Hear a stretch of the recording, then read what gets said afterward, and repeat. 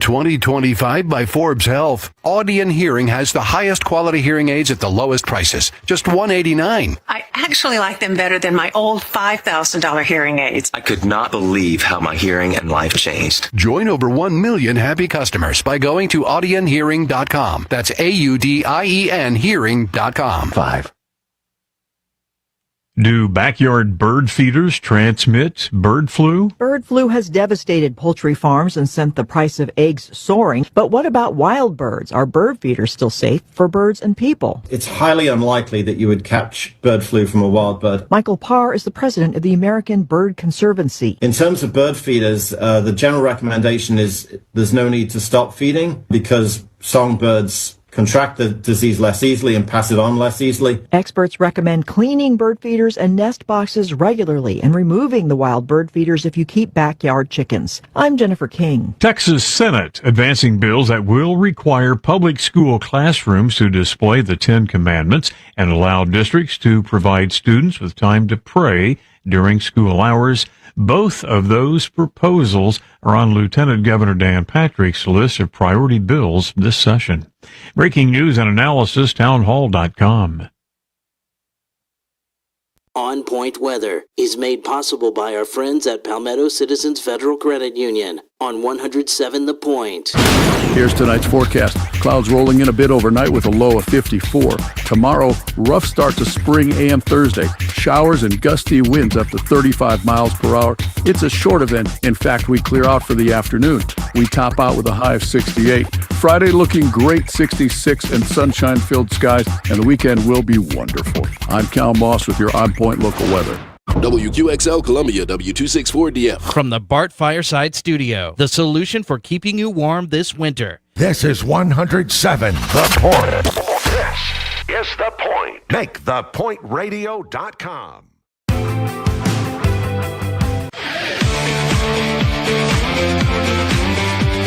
This is Sports Talk with Phil Kornblut and Chris Bergen. Sports Talk is heard across the state on radio affiliates of the Sports Talk Media Network and is streaming live on SportsTalkSC.com, as well as Twitter, Facebook, and YouTube. The South Carolina Education Lottery lucky number to call in is 888-898-2525. That's 888-898-2525. Now, here are Phil and Chris with tonight's edition of Sports Talk. I told you, fools. I told you, fools. Tar Heels. Not that I like the Tar Heels, but didn't I tell you the Tar Heels deserved the chance to win their way into the tournament?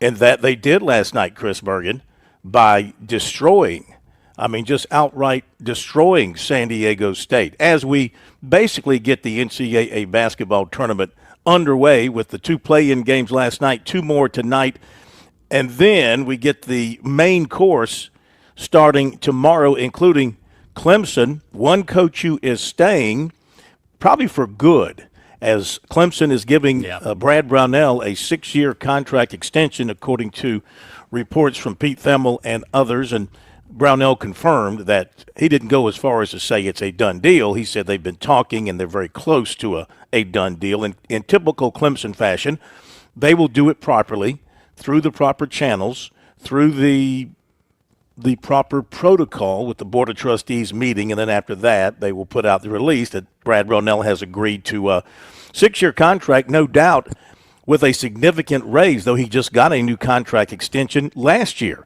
after going to the NCAA tournament. More on that in a moment. But his opponent tomorrow, Will Wade from McNeese State, if he loses, he'll be coaching his last game at McNeese State because of reports, and he acknowledged today that he had talked to, or his agent, he didn't differentiate.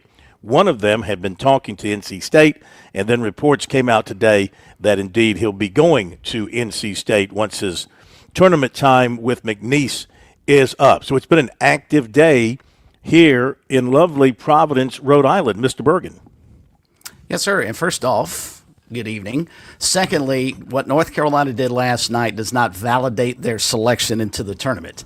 They didn't belong in the tournament. They got in and played a very good ball game last night. It doesn't validate the selection committee putting them in there. If they ran all the way to the Final Four, it wouldn't validate the NCAA selection committee getting them in. They didn't belong in the tournament. They did not have a resume during the regular season where you study and take your final exam. They failed their final exam, but somehow they got in, and you could tell they were motivated to play last night. I think they win again tomorrow. I think they'll beat Ole Miss tomorrow. Ooh, like I said, I'll say it slowly this time for those in the back of the room. I told you, fools. I said watch for North Carolina in the play-in. And, we've had a team from the play-in go to the Final Four. VCU did that under Shaka Smart. I think they might be the only ones to play in the first four and the Final Four. And this North Carolina team has played good basketball since February 1. And I know it's hard for people, and it was hard for me. It's hard to get over their Q1 record. I get that, okay? But you're not going to have 68 teams or 64 teams in the main draw that all have 15-2 Q1 records. Sure. Just because you're 1 and whatever they were, they had proven themselves, I thought, as a good basketball team, probably one of the top 64 teams in the country. Now, I think you'd have to say really one of the top 64, but of course when you subtract the automatic bids that include the lower level teams that aren't as good, say, at North Carolina, you're probably talking about 31 teams or so.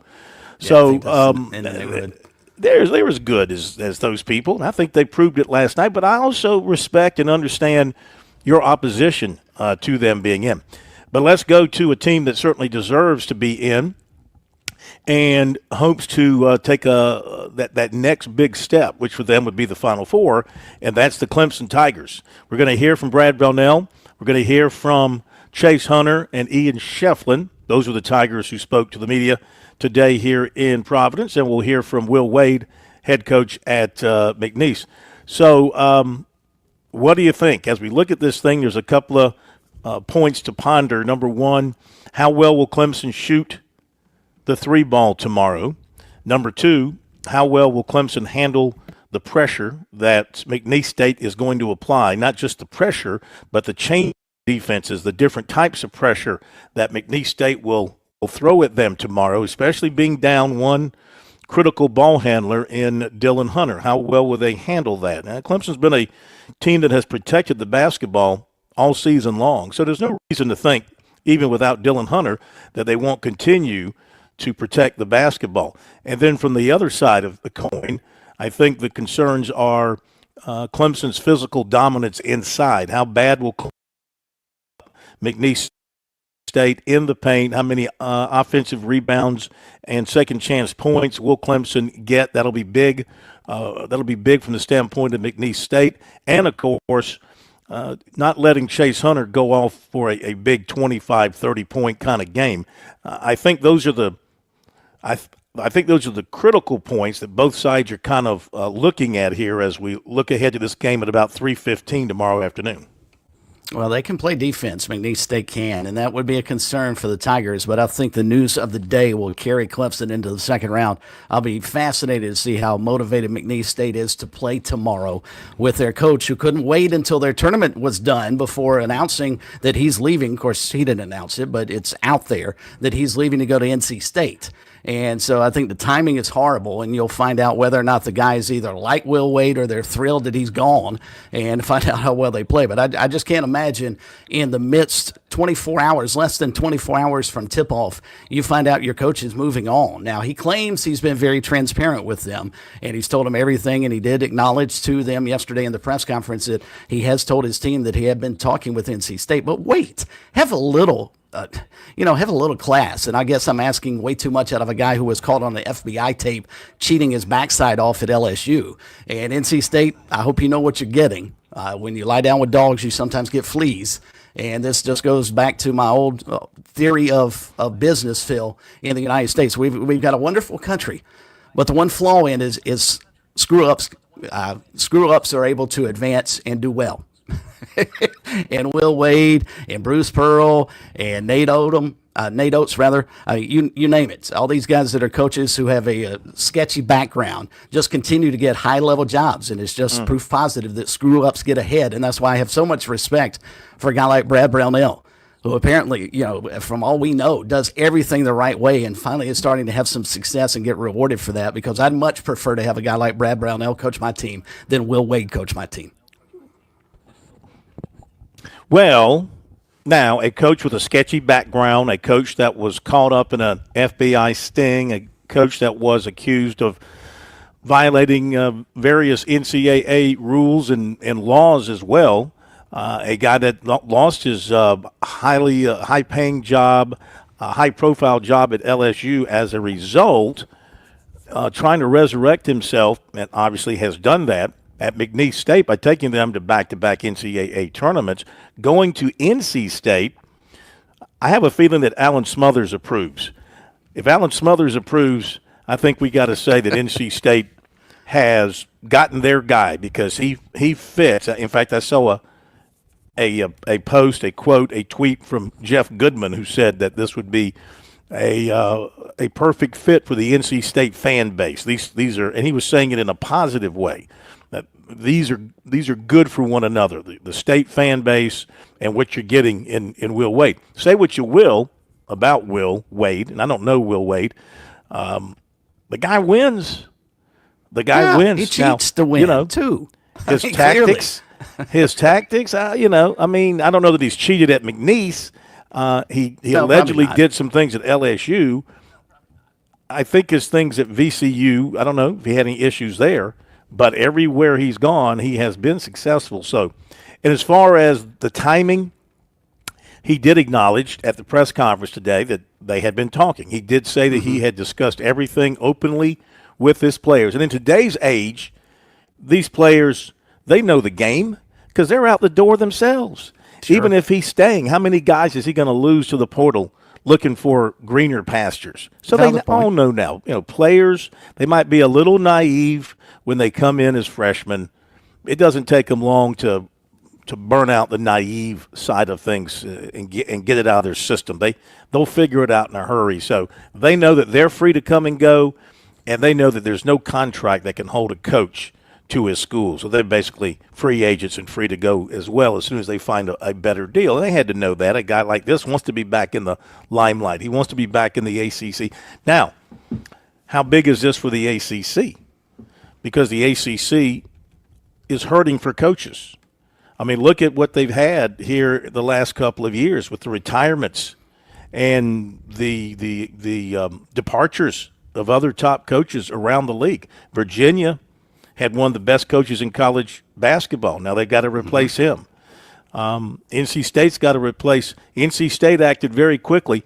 NC State does not have the patience of Clemson. This is for sure. I mean, they just fired a guy who took them to the Final Four last year. Now, it was sort of it was an incredible run that NC State had to make the Final Four. Didn't they win the ACC tournament? Yeah, didn't they get hot and make a run through the ACC tournament, and that's how they made – and then they made a run to the Final Four? Now, I mean, you can – as an administrator and an athletic director, you can just check that off as a one-off and say it was an accident and it probably was just, fate. But to turn around and fire a guy 1 year after that is, that's pretty heavy. I mean, Frank Martin at South Carolina took his team to the Final Four. Then they had a down year the next year. They didn't fire him then. They waited a few more years for things to try to recover, and they didn't. Maybe they didn't feel like they were going to recover and get back in a positive direction. But my point is, if the ACC is going to pull itself up by its bootstraps, is that a good phrase? If they're going to pull themselves back up, they got to get better coaches. They got to get better, proven, successful coaches. I think Will Wade falls into that category. Proven and successful, however he's gotten it done. And if you have to be a little renegade, take a lesson from the SEC. Take a lesson from the SEC. If you want to be a little renegade but win, be a little renegade. But you're not a renegade anymore because everything you do now is legal. Right. Everything you do now is legal as far as buying players and talking money and all that kind of stuff. And I can't argue that point because Will Wade won 62% of his games at Chattanooga, 72% of his games at VCU, 67% of his games at LSU, and he's won over 80% of his games at McNeese. He's a proven winner on the floor. My question is, if he cheated that heavily when stuff was against the rules and he wasn't really concerned about it, what's he doing behind the scenes now to pull in players and get players? And what is he going to do at NC State? I would be really leery if I'm NC State, but evidently, much like at Auburn and at Alabama and all these different places we talk about, the only thing that matters is the bottom line. Does he win? I don't care how he does it. I just want to win. And evidently NC State has signed up for that. That's NC State in a nutshell. Like everybody else, they just want to win. But we're going to hear from him. We're going to hear from Brownell. We're going to hear from the players. And then South Carolina began spring practice today. And one significant note is that starting corner, Vicari Swain, was not there today, according to a spokesman told the media, academic reasons or not eligibility reasons, but academic reasons related to some of his academic stuff at South Carolina. So remains to be seen how long he'll be out. Otherwise, as normal, the Gamecocks went through their first spring practice. Jordan Kay from the state was out there this morning.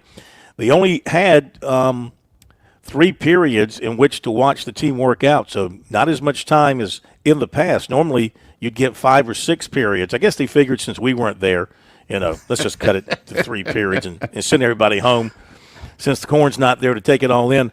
So, but Jordan will join us and share his thoughts on what he saw out there today. And then at 7:35, Scott Early, South Carolina Athletic Coaches Association, is going to join us and talk about the impact of this new rule, which was approved today by the high school league, which will allow a one-time penalty-free transfer for athletes in South Carolina public high schools. Now, there is a stipulation in there, and the stipulation is that as long as as long as you are not transferring to a school, and I gotta look this up to be exactly right. So give me just a second. But there is one significant stipulation that the Football Coaches Association they put out a tweet and highlighted this. The student would be ineligible in the sport for 1 calendar year if the student has participated on an outside team in which a coach or volunteer coach from the school to which the student is transferring coached or had input into the selection of the outside team. So you follow that?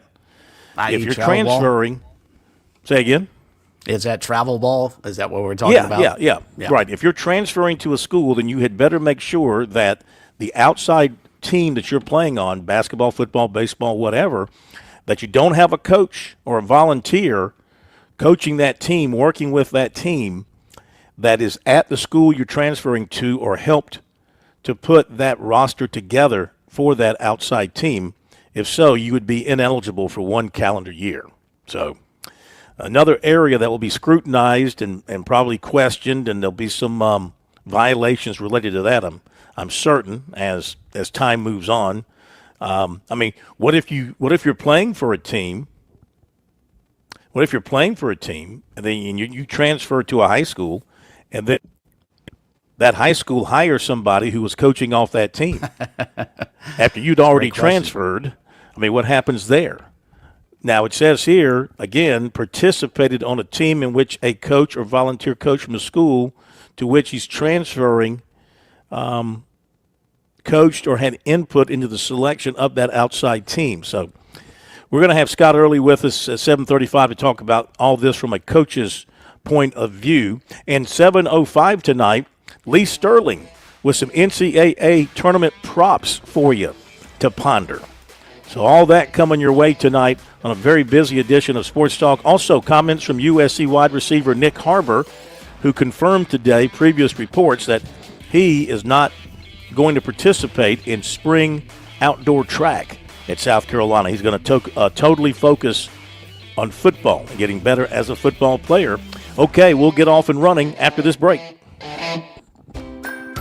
I'm State Treasurer Curtis Loftus. Whether it's becoming a teacher, dentist, or engineer, every child deserves the chance to chase their dreams. Investing in a child's education with Future Scholar, South Carolina's 529 College Savings Plan, can help turn those big dreams into next steps. So don't wait. You can start with any amount. Contributions are tax deductible and earnings grow tax-free. Discover the smart, easy way to save for college at futurescholar.com. Imagine a scrapbook filled with all your favorite memories of 75 years at Darlington Raceway. Now imagine that scrapbook going 190 miles per hour. Have you ever? No, I've never. You don't have to imagine. You need to get to Darlington, where the drivers of today tackle the track too tough to tame, just like they did your first time.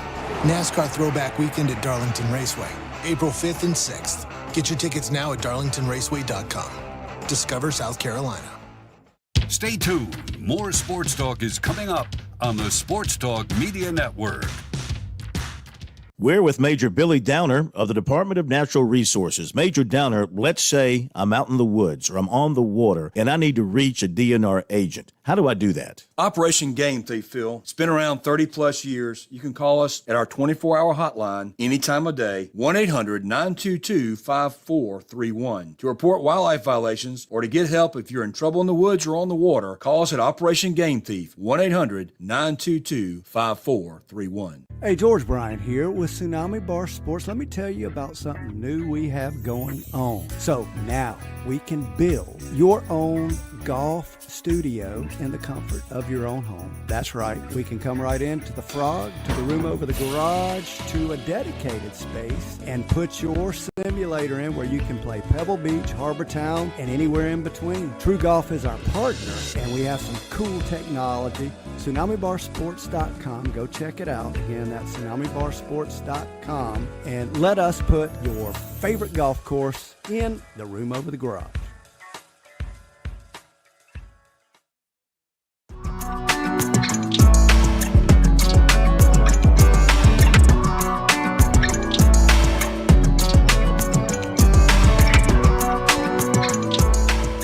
Busy night here on Sports Talk. Our phone number, 888-898-2525. That is the South Carolina Education Lottery lucky number if you'd like to join in on the program and grab a few minutes on the air. Our poll question of the week, which is available on our website and also available on our X site, which is SC Sports Now. Make sure you give us a follow at SC Sports Now. It's brought to you by Larry Lucas Insurance in Columbia. Call Larry at 803-799-1998, 803-799-1998, online at LarryLucasAgency.com. So South Carolina spring football has opened. Which position on the team are you most concerned about?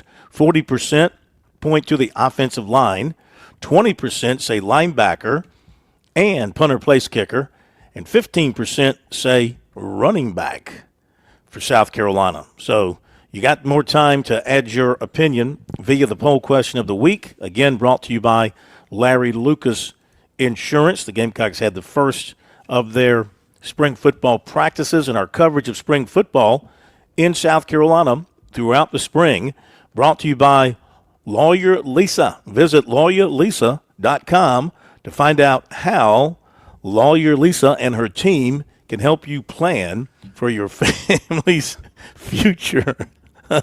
Why are you laughing? I see you laughing back there. You're laughing because I cannot pronounce the word lawyer. I'm sorry. That word has given me a hard time. Lawyer. I should do it like the New Englanders that I've been around the last couple of days. Lawyer Lisa. Lawyer Lisa. Just remember Lawyer. I can't say it. Lawyer Lisa. Yeah. I'm trying. Yeah. Speaking of Gamecock spring football, and if we get to him tonight, Nick Harbor's comments are up on our website at SportsTalkSC.com. Fascinating question that was asked of him.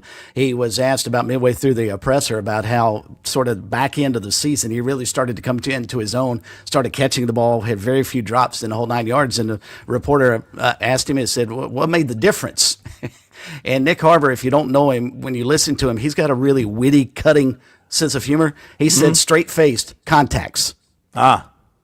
He got contact lens before last season began, and he said it helped me see, so I could see the football.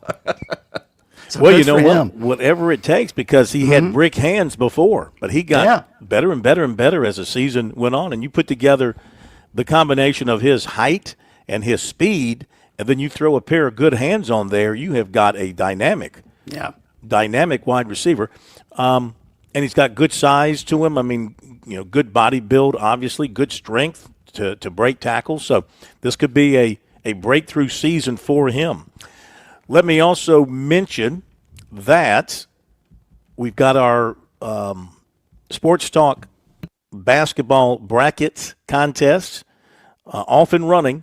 The brackets will be locked, by about noon tomorrow. So make sure you get your bracket in to be a part of our contest. Go to the ESPN bracket contest. Look up our group, which is Sports Talk Bracket Battle 2025 Sports Talk Bracket Battle, and get your bracket in. You can win some great prizes like 2 tickets to the Southern 500, 2 tickets to a college football game in the state of your choice. Great prizes. I don't think anybody matches what we give you in prizes. In addition to filling out a bracket for our contest, you can play Underdog Fantasy game by game. You can head over to UnderdogFantasy.com right now and place an entry on higher or lower than 15.5 points for Chase Hunter, 8.5 rebounds for Ian Shefflin, and even higher or lower than 11.5 points for Wofford guard Corey Tripp against Tennessee. And don't forget, you can also play fantasy with Major League Baseball, the PGA, NASCAR, and more. Visit UnderdogFantasy.com and register with promo code SportsTalkBonus to claim your free pick and first-time deposit offer up to $1,000 in bonus cash. Must be 18 or over, 19 or over in Alabama and Nebraska, 19 or over in Colorado for some games, 21 plus in Massachusetts and Arizona. And we'll be back. Bottom of the hour break. On Point Weather is made possible by our friends at Palmetto Citizens Federal Credit Union on 107 The Point. Here's tonight's forecast. Clouds rolling in a bit overnight with a low of 54. Tomorrow, rough start to spring AM Thursday. Showers and gusty winds up to 35 miles per hour. It's a short event. In fact, we clear out for the afternoon. We top out with a high of 68. Friday looking great, 66 and sunshine-filled skies, and the weekend will be wonderful. I'm Cal Moss with your On Point local weather.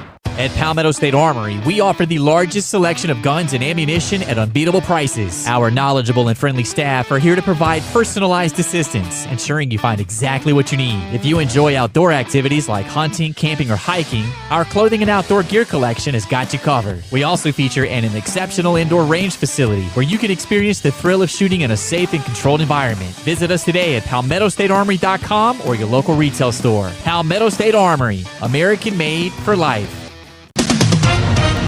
With SRN News, I'm Jason Walker. The White House sharply condemning the rise of violent attacks against Tesla vehicles and property. Tesla, of course, owned by Trump advisor Elon Musk. And recently, showrooms, vehicle lots, charging stations, as well as privately owned cars have all been vandalized.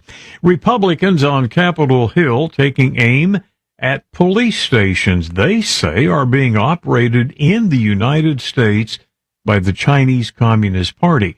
That under the cover of bureaucratic services. The stations are accused of spying on Americans and harassing Chinese citizens who have fled the communist regime. 2 smugglers charged with 53 immigrants' deaths in the back of a sweltering semi with no air conditioning have been found guilty. That jury took an hour to find them guilty in Texas. This is SRN News. So who needs broker solar? Well, it's the homeowner or the business owner that wants to take some control of their own power bills. It's the family that decides clean solar is the path for them. Or maybe it's the church or nonprofit that wants to save some big dollars for their cause. Is it you? Maybe it's time you wake up to all Broker Solar can do for you. You have to let Ken and his team be your ultimate guide in what is pretty complex, this solar world. Make no mistake, solar energy is not for everyone. Despite what the scammers and door-knocking liars tell you, it is not free. It's a significant investment, but it has significant returns. From home installations to solar farms, Broker Solar can personalize your solar solution by meeting your needs and your budget. Their menu includes everything from full-scale solar on your roof or land and even battery backups for those pesky power outages that we've all endured. Visit brokersolar.com, stick it to the utility companies while also bathing in the sunny side of savings. Brokersolar.com, giving you the power instead of leaving you feeling powerless. Are you looking for free checking and free savings? Dave Ramsey here, telling you to go see my friends at Palmetto Citizens Federal Credit Union. They're not a mega bank that's so big they lose the ability to treat you like a human being. At Palmetto Citizens, you're not just a number, you're a member. Join today at any of their 14 locations or at palmettocitizens.org. Federally insured by the NCUA. Escape the hustle and bustle of everyday life with Spa MD, your sanctuary of rejuvenation. Feel the tension melt away as our expert team guides you through your customized wellness journey. From soothing massages to revitalizing treatments, we promise a remarkable experience that leaves you feeling renewed and empowered. Discover the calm within every visit. Reach out at 251-9400 or online at visitspamd.com to explore your options. Your oasis of tranquility awaits. Experience South Carolina's printing powerhouse. Professional Printers is your trusted partner, bringing over 30 years of expertise in print and graphics. From digital printing to web and sheet-fed solutions, we handle it all with a team of over 100 dedicated professionals. Locally owned and operated, we have 2 locations in the Midlands and serve our customers with pride, ensuring top-notch service and quality in every project. We do it all, including storage and promotional products. Visit proprinters.com and elevate your printing experience with us. Groucho's Deli is the Midland's most loved, historic, and awarded deli and has been for decades, serving trademark subs like the STP Dipper with melty Swiss over roast beef, turkey, and bacon bits on a soft sub roll and served with Groucho's famous 45 sauce. Come into any of our 8 Midlands locations and see for yourself or pick up with fast, convenient, and friendly service at Grouchos.com or on the Groucho's app and sign up for the Groucho's Rewards and Birthday Brownie Club.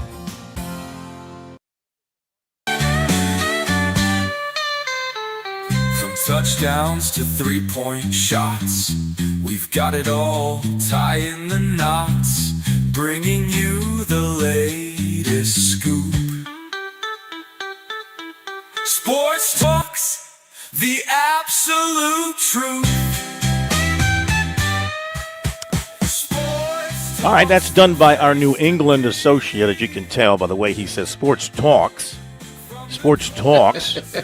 I had to go park my car. They do talk funny up here.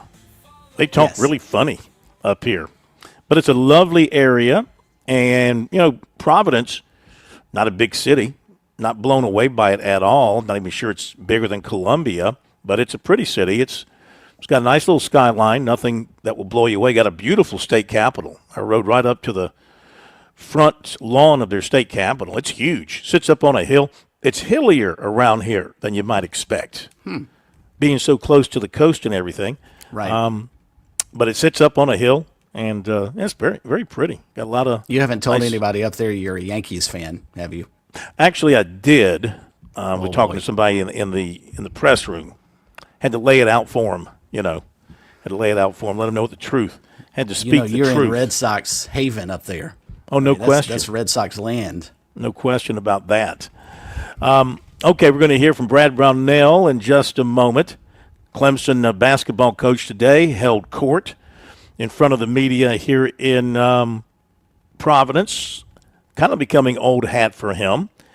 Third NCAA tournament appearance in 4 years for the Tigers. And, of course, they had that nice long run last year in Memphis. They won 2 games there. Then, of course, headed off to Los Angeles. Their hope is to win 2 games here and head off to Indianapolis. So here is Brad Brownell taking questions this afternoon from the media leading into tomorrow's game with McNeese State. It's been reported you're getting a big new deal with Clemson. Can you give us some details, your thoughts on this commitment from them to you? Very close to ironing it out. Extremely grateful. I've had a bunch of meetings with Graham really as the regular season was kind of coming to an end that last week. He got with me and we started to have some conversations, preliminary conversations. Certainly they've heated up over the last week or so, and it's been really good, and we're, close to being able to finalize something. Obviously, I'm extremely excited about it, happy. Clemson's been a very special place for me and my family for 15 years, and just have thoroughly enjoyed building the program. Love what Clemson stands for as a university, and proud to be a part of it. Certainly sent my daughters there, so we're all in, as Dabo likes to say, and excited about where my program is. I think we've done an unbelievable job, from facility improvements all the way to, success initiatives on the floor, off the floor, and excited to try to continue this level of success. The run you guys made to the Final Eight last year, how much do you think that maybe has kind of helped change the perception, and then to carry it over with the season you guys have had this year? Yeah, I do. I do think it helped in recruiting, certainly in transfer portal. We'd had some success. We've been to a Sweet 16 back in 18 and had been competitive in our league, but making another run like that in the NCAA tournament, high visibility, high exposure at exactly the right time when the portal's opening and all the things that you're dealing with. It's also been really good for this year's team. Just guys know what they're kind of playing for. Chase and Ian especially, Chauncey Wiggins, Dylan Hunter, guys who were, integral part of last year's run. I think that kind of success fuels you, and you want to continue to do it. You want to be in big-time games and play significant games in March, and I think it helped, grow our team and fuel our team a little bit throughout the course of the season. Will Wade's obviously been successful at a bunch of different schools. He's now being linked to a school in your conference. He told us here he was talking to them. I guess what makes him successful as a coach, and maybe what are some of the hallmarks of his teams? Yeah, very aggressive defensively. A lot of pressing and changing of defenses, 1-3-1, 2-2-1, 1-2-2, diamond press, five-way switching this year's team. So they run the gamut at you. I think he's done that probably. I know he did it at VCU and probably LSU as well. He's obviously recruited very well, and I think he gives his guys a lot of confidence on offense. They play with a lot of freedom, and guys, certainly are aggressive in making plays. Just how has this week been like for someone like Chauncey Wiggins, whose role has been elevated with Dylan Hunter out of the starting lineup? Just what have you seen from him as you've ramped up preparation? Yeah, I mean, Chauncey's been a starter for several games this year. I mean, he's fine. He's fine starting, coming off the bench. He's a confident scorer. I think he's a guy that will play well.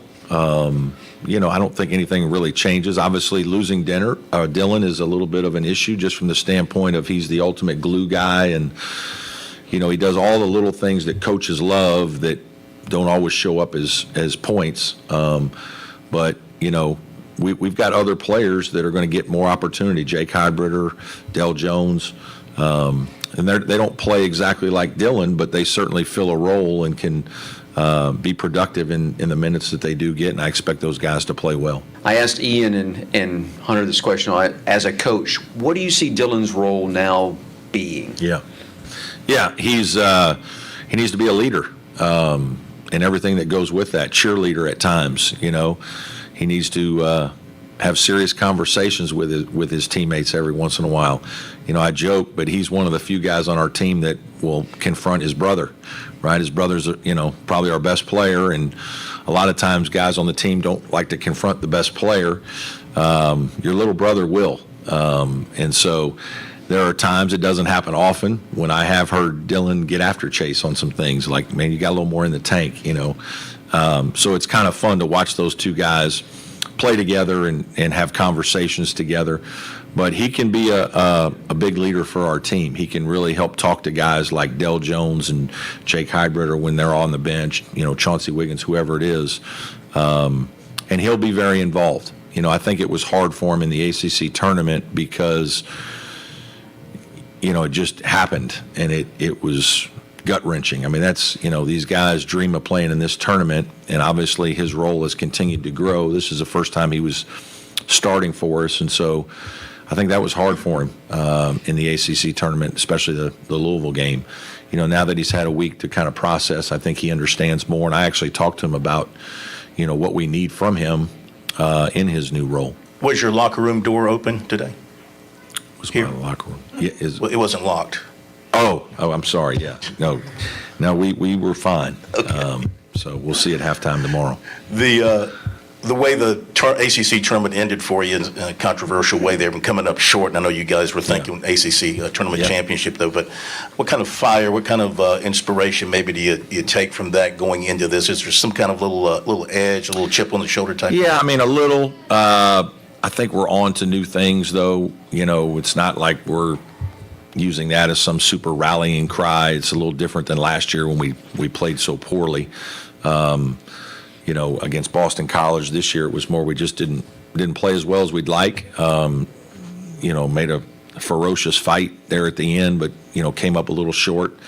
It's really more learning about why we didn't play as well during parts of the Louisville game and how we have to correct that. All right, Brad Brownell. Yeah, a little. Did you hear did it play the question about the door being locked in the locker room? Yes. Okay. Yes. He was not anticipating that. You caught him off guard on that. I thought I'd have a little bit of fun at the ACC's expense there. He said, find out at halftime. I wish he would have taken that opportunity to rip the ACC then. He left them off the hook way too much during the tournament, and that's who Brad Brownell is. That's why I made the comments about him juxtaposed to Will Wade. But that's who he is, and it's unfortunate sometimes because I think it hurts him in some regards. He had every reason to rip the Atlantic Coast Conference for locking that door and not having it unlocked at halftime. Mm-hmm. You lock it for security reasons, but you also have someone there that their only job is to make sure that Clemson's locker room is open and Louisville's locker room is open at halftime. Mm-hmm. I mean, it's inexcusable that happened. So, but yeah, I thought that was funny that you asked him about that. Agreed. You're right. I mean, it needs to. Yeah, that shouldn't happen. No. And at the very least, they should have said, "Okay, you know what? We're going to get your door open. We're gonna turn the clock back 5 minutes. We're going to give you your 5 minutes back in your locker room." Of course, then again, Louisville would have probably complained about that. Mm-hmm. So, you can't win. Let's go to the players. Chase Hunter, Ian Shefflin, a couple of the outgoing veterans for the Tigers who've helped to elevate this program to where it is today, going back-to-back for them in the NCAA tournament and hoping for more success. Here they are from the press conference. What do you think the ceiling is for your team heading into this tournament? Oh, yeah, we feel great. We feel great. We're ready to play. We've been getting some good practices in and, just preparing for McNeese. And, we feel great, feel confident, and we're ready to play. I think especially after the run we had last year, we know what it takes to kind of get back to that spot and, just take it one game at a time. Can't overlook McNeese. And, they're a good team and be ready to play them. What have the coaches told you about McNeese, their style of play? Obviously, you have to be prepared for their pressing defense. Yeah. We know that they like to switch a lot. They like to press, obviously, like you said. They play really hard. They're a team that plays really free on offense. They have some guys who can shoot, have some guys who really like to drive. But they're a good team. That's what we know, and we just need to be prepared for them. Yeah, I think one key is just keeping them off the offensive glass. They're one of the best offensive rebounding teams, not just in the conference, but in the country. So just keeping them off the glass and rebounding. A lot of people have said through the years that the Elite Eight is the hardest place to lose in the whole sequence because many things, for one thing, you're in your locker room hearing the celebration outside. I wonder if that sticks with you a lot because of the juncture where it happened, the stage of the tournament where it happened. Yeah, it definitely stung. It stung a lot last year.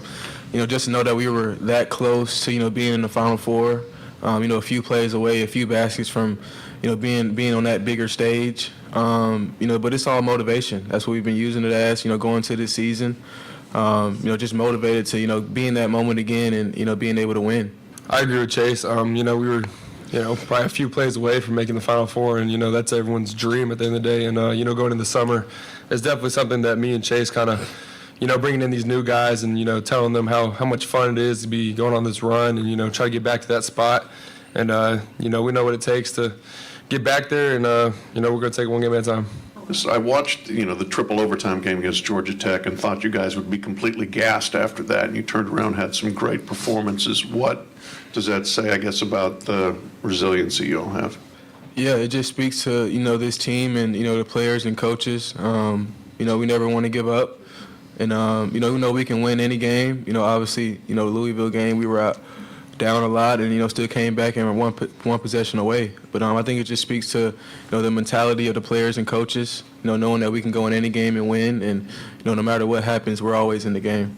I agree with Chase. That game didn't end how we wanted it to. It was a long, hard-fought game, and I think we had Duke next game. So, we had to, mentally just change pages and get ready for the next game. And, this team's a lot of older guys, so we kind of know how to, flip. You're not going to win every game. So, just switching that mentality to the next game and just being prepared for that game. The three-point shooting has sort of dropped off the last 3 games. Is that a concern for you guys going into this? Is it something that's sort of weighing on you a little bit? No, I wouldn't say so. I think that, it happens sometimes in this game. You just got to go into the next game ready, confident in yourself. And, I think that we'll definitely shoot it well. We're just going to keep putting up shots. And, it's just moving on to the next game and being confident for the next one. Yeah, you're not going to shoot the ball well every night. And, I think that's one reason this team's good is that we can find ways to win even when we're not shooting great every night. And, we're going to have guys ready to shoot. And, they're going to shoot shots that they normally take and have full trust in everybody shooting the ball. So, we'll hopefully pick up a little bit. What has Dylan's influence now become on the team? Broken hand out, but how does he influence things? Yeah, I think it's just, being that leader on the sideline, I told him last game, talk to me, let me know what you see out there on the floor, let me know what you're thinking, because when you're out of the game, you can really see more, being in the game, you're kind of just really locked in. And so, for me, it's just talking to him, and, telling him to, lead me in ways, that he usually hasn't, and then just being that extra leader on the floor or off the floor, and, giving us different pointers and things that we need to know. I think the biggest thing since he's been injured is just, his energy he provides. But at the end of the day, even when he's on the side, he's still providing that energy, and he's still great about being happy and, cheering up other players and, talking to other players and, just still bringing that energy. Even though he's not playing, he's still there and just making an impact. All right, there you go. Brownell and players at the Amica Mutual Pavilion. They call it the AMP here locally, AMP. They call it the AMP, Amica Mutual Pavilion here in downtown Providence. Before we go to break, of course, now that Brad Brownell is going to get a 6-year extension after getting a new contract last year that ran through 2029. So this year, he's making 3.5, and the previous contract was going to cap at 4.5. So, it's a gradual increase over the period of 5 years on that contract. But now he's going to get a 6-year deal. And I wonder, when you sit and negotiate with the agent and all this sort of stuff, do you start at the 4.5 and go up from there, or are you starting at the 3.5 and going up from there? What do you think they're going to land on a number? I bet you, and they know that Lamont Paris is making 4 and Dawn Staley's making 4. What you want to bet they go to 5 next year? Yeah. Bump into 5. That's a $1.5 million raise from this year, but a $500,000 increase over what it would have been the end of the current contract. You think they go to 5 or less than that? No, I think they probably do get to 5. Because not only do you look at what the folks are paying in the state, let's face it, what is Will Wade going to make at NC State? What's the market setting for him? What are other coaches in the Atlantic Coast Conference who maybe haven't had quite the success that Clemson's had recently? And then certainly you're probably not getting John Shire money. I don't know what he makes at Duke, but my guess is it's in excess of $5 million. But somewhere in there, Brownell's one of the top 2 or 3 coaches now in the Atlantic Coast Conference. Deserves to be paid like one. Yes, I agree with that. And I mean, he's got the longevity and the record the last few years speaks for itself. And, he's just been a guy that has weathered some storms at Clemson, and he has dealt with a monster football program. He's embraced it. He and Dabo Swinney are very close friends, so he's used that to his advantage. And smartly, he has worked the portal, and he's worked it well. The players he's taken as transfers out of the portal, John, have been players for Clemson for the most part. I don't think they've gotten all that much in games out of one of their transfers this year, Miles Foster. He hasn't given them all that much, but for the most part, he's hit it when he's gone into the portal, John, no doubt. looking for players. So, okay, that's basketball. For now, we're going to hit the break, and after the break, a little football from the Gamecock side of things. Nick Harbor met with the media today to talk about his plans, focusing on football and developing his skills and becoming the best college receiver that he can be. At one time, of course, he had all his attention focused on becoming an Olympian on the track. And now he's thinking NFL and the big dollars there. Comments from him coming up after the break.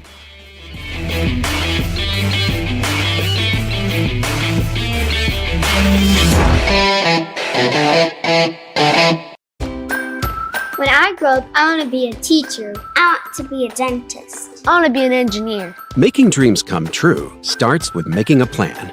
Future Scholar, South Carolina's 529 college savings plan, makes it easy to invest in a child's future education so they can chase any dream. You can start with any amount, contributions are tax deductible, and earnings grow tax-free. Discover the smart, easy way to save for college today at futurescholar.com. Imagine a scrapbook filled with all your favorite memories of 75 years at Darlington Raceway. Now imagine that scrapbook going 190 miles per hour. Have you ever? No, I've never. You don't have to imagine it. You need to get to Darlington, where the drivers of today tackle the track too tough to tame, just like they did your first time. NASCAR Throwback Weekend at Darlington Raceway, April 5th and 6th. Get your tickets now at darlingtonraceway.com. Discover South Carolina.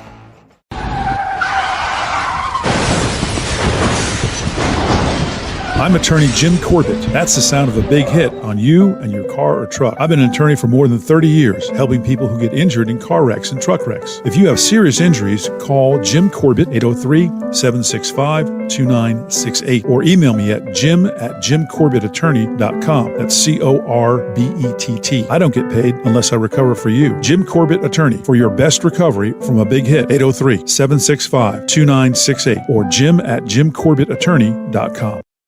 You've put in the work for your education. The extra early, extra late, extra work. That's because you understand education opens doors to better pay, better opportunities, and a better you. Being educated about playing the lottery is no different. It helps you be a better player, one who knows when to play and when to take a rain check. The lottery's a game, so let's keep it fun. Learn more at sceducationlottery.com/betteryou.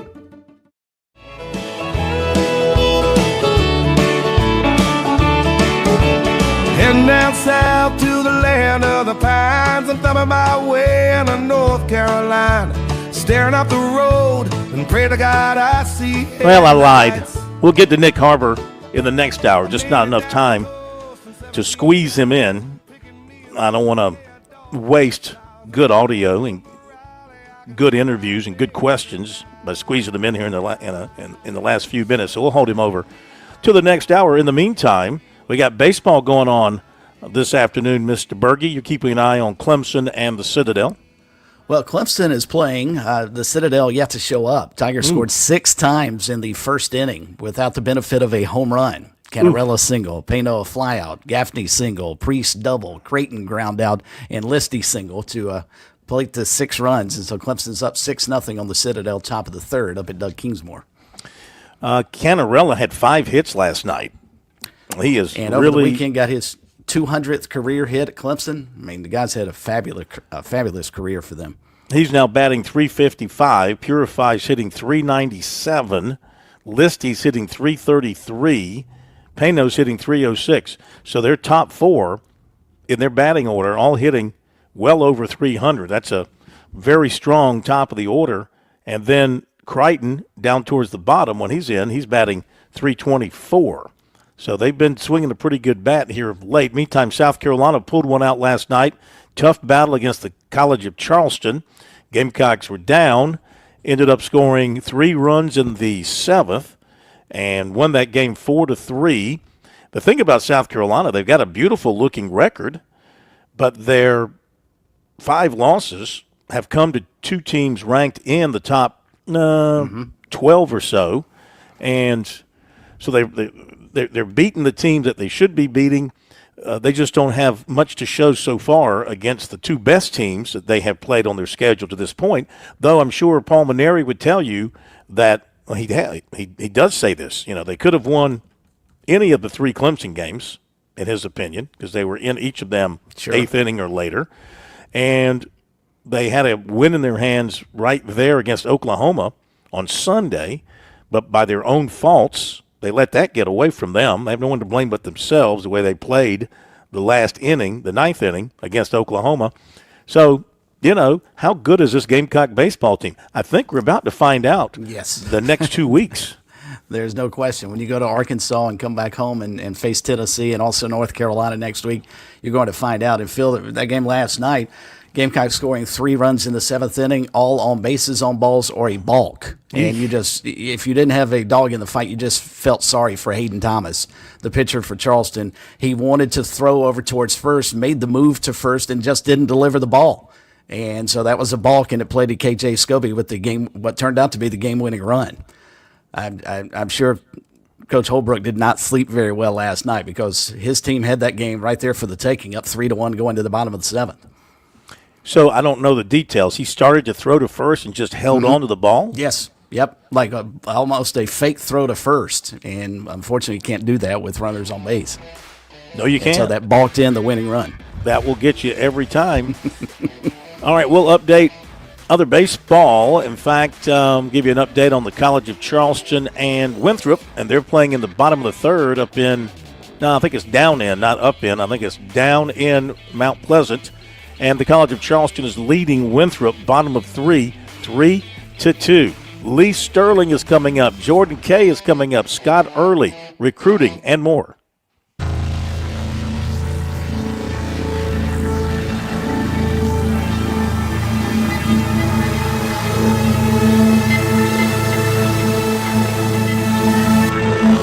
WQXL Columbia, W264DF. From the Bart Fireside Studio, the solution for keeping you warm this winter. This is 107 The Point.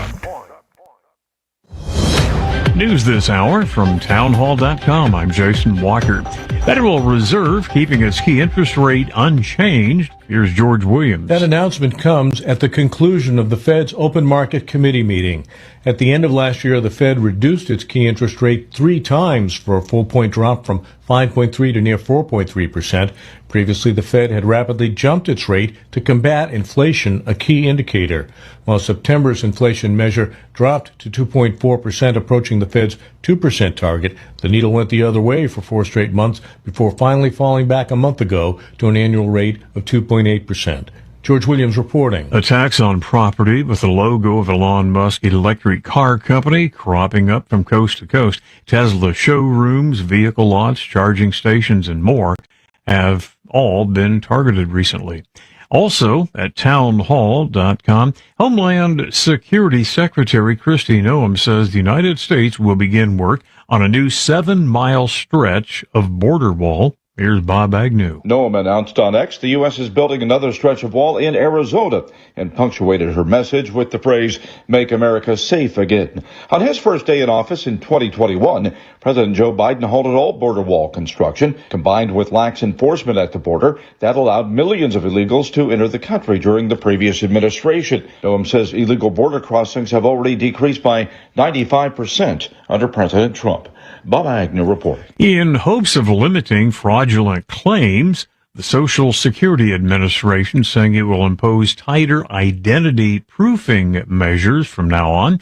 That effort will require literally millions of recipients and applicants to visit agency field offices rather than interact with the agency over the telephone. More on these stories at townhall.com. The words you are about to hear are taken from letters sent in by members of the Trinity Debt Management Program. Dear Trinity, today I'm making my final credit card payment. Before I came to you, I was in a constant state of anxiety and panic, but now there is hope for my family's financial future. Working with Trinity made me understand that I'm not alone. You really do help people. Your kindness will never be forgotten. Without Trinity's support, I would not have achieved my lifelong goal of becoming debt-free. We saved a lot on interest and penalties, of course, but the reward was the gift of human kindness. Trinity has carried me through a very difficult time in my life. You're amazing. I used to feel so anxious and hopeless. Now I feel grace and peace. God bless Trinity as you continue to help others become debt-free. If credit card debt has you down, call Trinity at 1-800-990-6976. That's 1-800-990-6976. 5. South Florida appears supportive to President Trump's immigration crackdown. Here's John Scott. This reflects both the rightward shift of Latino voters and a general belief that restrictive border measures are necessary. In Hialeah, Florida, a city that's 95% Hispanic, only 3 residents showed up at a recent city council meeting to speak against a partnership with the federal government to enforce immigration laws. The police departments in Hialeah and Coral Gables, with a majority of Hispanics, mostly of Cuban descent, have both entered into agreements with U.S. Immigration and Customs Enforcement with very little visible pushback. John Scott reporting. A federal judge says that a Columbia University student activist legal challenge of his detention by Uncle Sam will be heard in New Jersey rather than New York or Louisiana. Breaking news and analysis, townhall.com. On Point Weather is made possible by our friends at Palmetto Citizens Federal Credit Union on 107 The Point. Here's tonight's forecast. Clouds rolling in a bit overnight with a low of 54. Tomorrow, rough start to spring and Thursday. Showers and gusty winds up to 35 miles per hour. It's a short event. In fact, we clear out for the afternoon. We top out with a high of 68. Friday looking great, 66 and sunshine-filled skies, and the weekend will be wonderful. I'm Cal Moss with your On Point local weather.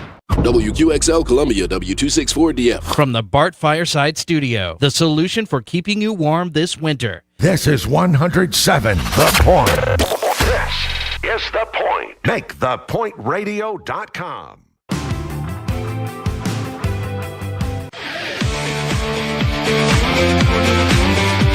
Welcome back to Sports Talk on the Sports Talk Media Network. You can reach the guys with the South Carolina Education Lottery lucky number, 888-898-2525. That's 888-898-2525. Now back to Phil and Chris with the second hour of Sports Talk on the Sports Talk Media Network. Okay, we are back. Sports Talk Media Network. They're playing basketball in Dayton tonight. 8:22 to go in the half, and Mount St. Mary's leading American 26-22, a battle of 16 seeds. Clemson 6-1 on the Citadel now, top of the third. Bulldogs have runners on first and second. Charleston up on Winthrop 3-2, top of the fourth. Wofford and Upstate. Spartanburg rivalry there, 2-2 in the bottom of the third, and Connecticut is leading North Carolina 5-1 in the top of the ninth. Of course, Tennessee no longer unbeaten, losing last night to East Tennessee State, first loss of the season for the Vols. Nobody's going to go 56-0 in college baseball. Okay, just mark my word on that. That will never happen. Never, ever, not in a million years will that happen. I mean, think about how good that Carolina team was under Tanner that went, 52-10? I mean, was just ridiculous what they were able to accomplish. So, yeah, nobody's going undefeated in baseball. It's not set up that way. No, not at all. Not at all. We promised you some great insight into the NCAA tournament. A reminder, as we go to Lee Sterling in just a moment, that tonight and the early part of tomorrow, going to be your last opportunity to get your bracket in to the 2025 Sports Talk Bracket Battle. You need to get that bracket in. First place will pay 2 tickets to the Southern 500 and 2 tickets to an in-state college football game of your favorite team based on availability. I mean, we're more than happy to buy tickets to the Limestone Newberry game if our winner happens to be a fan of one of those teams. Second place will provide you a commemorative College Football Playoff 2024 football and a commemorative Ronald Acuna bat from his great season of 2 years ago. I still have a bat left over, so we're going to throw that into the prize pile as well. Speaking of prizes, here is a prize. His name is Lee Sterling. He is indeed, to his family, his friends, and to us, a prize like none other from Paramount Sports. We welcome in the great Lee Sterling. Welcome in, sir. How are you? I'm good. Big game for Clemson against it looks like the new future coach for North Carolina State. That's right. That's exactly right. Yep. No sense waiting until your season's over. Just go ahead and get the job done. No, I like it. This day and age of take care of me now, that's what you got to do. Okay, what you got for us tonight as we go into the tournament, the main draw tomorrow? Well, let's start in the South. Auburn's number 1 and Michigan State's number 2. I really only think 6 or 7 teams can win this tournament. And number 3 seed, Iowa State, I mean, they're already out without their top 2 players. I think they're going to have some problems as they wind through the bracket. And A&M, Texas A&M, I mean, their offensive efficiency rating the last 6 games has not been good. Do you want a team to maybe play in that bracket in the first round? Look at UC San Diego, plus 2.5 against Michigan. I heard the kids from Michigan were all excited. They know their ring size. They got the ring sizes taken to get their rings, winning the Big Ten championship. And this UC San Diego team, one of the top 10 defensive teams. So the line's low for a reason. I'm going to take UC San Diego plus the 2.5 in the first round. There, I think the Michigan State, we're going to see a number 2 seed here. They can shoot just a little bit better on the three-pointers. They might have a shot here, and Tom Izzo has the experience, as we all know. Let's go with Michigan State to win the South. What about the Midwest where we are? I'm actually up here in Providence where Clemson's playing in the Midwest Regional, feeding into Indianapolis against this McNeese State team. Should Clemson be a little bit on the nervous side about this one? Well, I think so. I mean, Will Wade's done a really good job. I think that not that the line is too high. The team like McNeese State is going to get up for this game. This is their season here.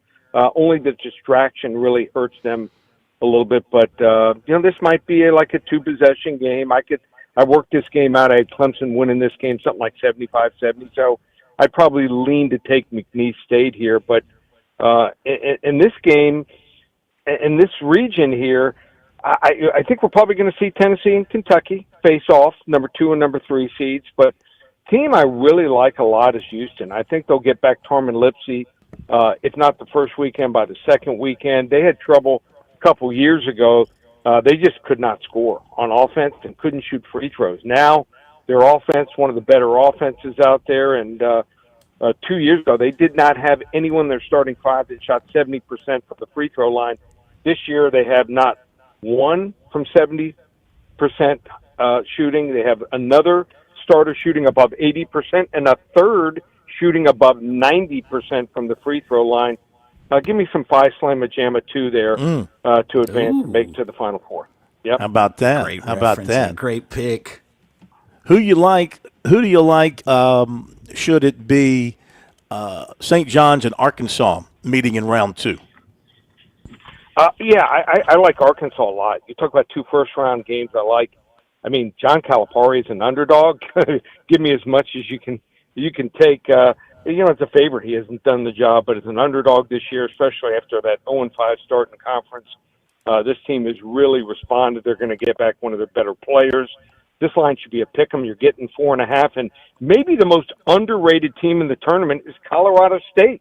Colorado State has destroyed everyone they've played in the last month, and they're going to play a Memphis team. And, as we all say, the odds makers, they're pretty shrewd in making these lines. I think it might be the first time we've ever seen a 12 seed a favorite over a 5 seed. Colorado's laying 2.5 to Memphis. I like them a lot there.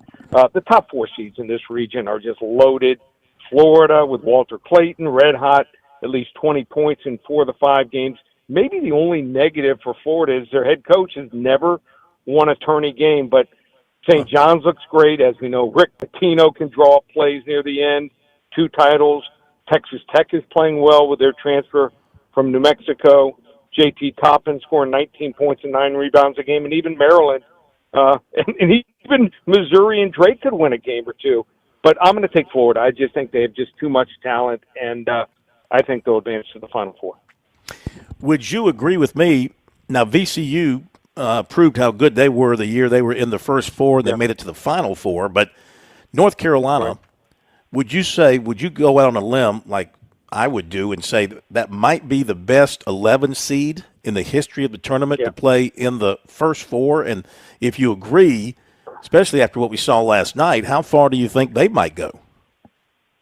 Well, I mean, they just destroyed San Diego State. Obviously, they can beat Ole Miss. They can beat Iowa State. Yeah, they can go a long, long way. Like I said, they might up against Michigan State. They just, once they reach that top level, playing top competition, they haven't been able to pull off wins of late. And but if they can win a couple more games, I think people will be believers. And then there's the East. I mean, it's Duke. I mean, Alabama, great offense, but they're going to have to score 115 to beat a team like Duke. No defense. Maybe Nick Saban can come back and help them out. But Wisconsin and Arizona, they have like a certain level. They can only get to a certain level. They can't play with a Duke who, I don't know if we've ever seen a team number 1 in offense and defense. So give me some Duke there. So I think we're going to see a Final Four of Duke, Houston, Florida, and Michigan State. And I'm going to say we're going to see a Florida-Houston final, and I like actually Houston. I'm going to take Houston at plus 650 to cut down the nets. Ooh, okay. Yep. Well, that's a team that if Clemson wins and then can beat Purdue in round 2, they would be facing Houston down the road there. So Tigers could do something to disrupt your plans, but that Houston team might just be too good. You might be right. They could be the best team in the country next to Duke. And we really don't know. Flag's been out, and they're saying that he's supposed to play. When did they play? Friday? I'd rest him. Yeah, I'd rest him at least the first game. Would you really? But then again, is he going to be back to 100% Cooper Flag at that time when he comes back? Right. So see if that impacts Duke. Okay, sir. Once again, for folks who want to get more information that you've got up on the tournament, where should they go? Just go to the website, ParamountSports.com. What an NFL playoff run. Went 10-1 in the NFL playoffs, 17-6 in the college bowls. Won the Super Bowl. We won 4 of the 5 national championship college basketball games. We won 7 of 8 tournaments.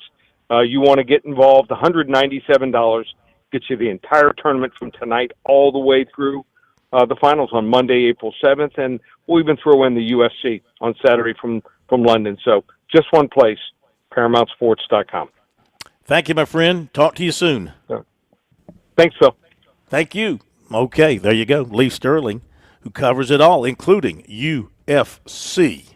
38-34, Mount St. Mary's up 4 on American.